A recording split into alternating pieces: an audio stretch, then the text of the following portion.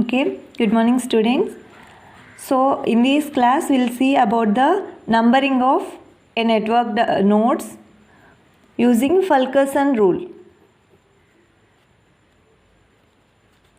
So in this, by using this rule we can give the numbers for any large networks. So here we'll be having one small network, that will be fine. If it is a large network involving so many activities, then there will be little confusion you can get for numbering of each and every node. After finishing off this type of network diagram, we need to give the numbers for each and every node. So by using this Fulkerson rule, rule number 1 is we need to identify the starting node. For the starting node, will not be having any incoming activities towards that node. That is a symbol for identifying starting node. So for here, if you observe in this entire network diagram, for this node will not be having any incoming activities, right? So similarly, for your starting node, you will not have any outgoing arrows.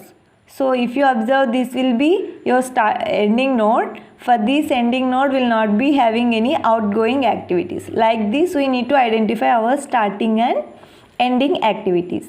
But now we need to give the numbers for our intermediate nodes also. So how we have to give, we'll see now. So first we have to identify our first node, starting node, that will be numbering as the node number 1.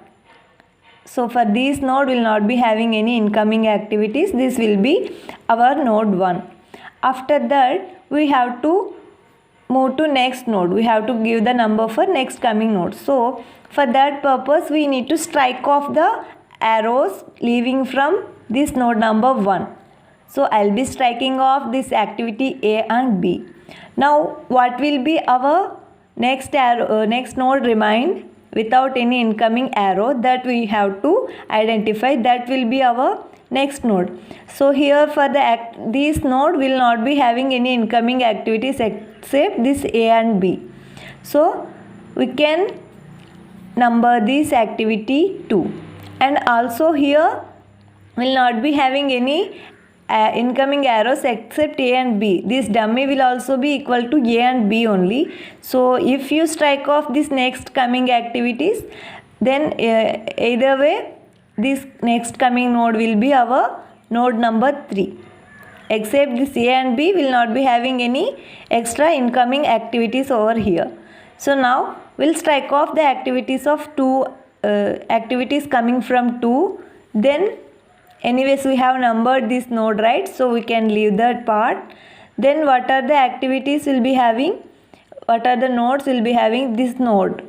This node will be will not be having any incoming activity except C. So now we can give the number for this node, that is 1, 2, 3. This will be 4. Now we can strike off the activities coming from 3.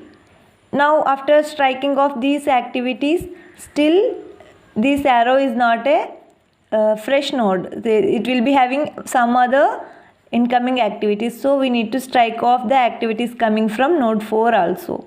Now this will be having these 2 nodes like this.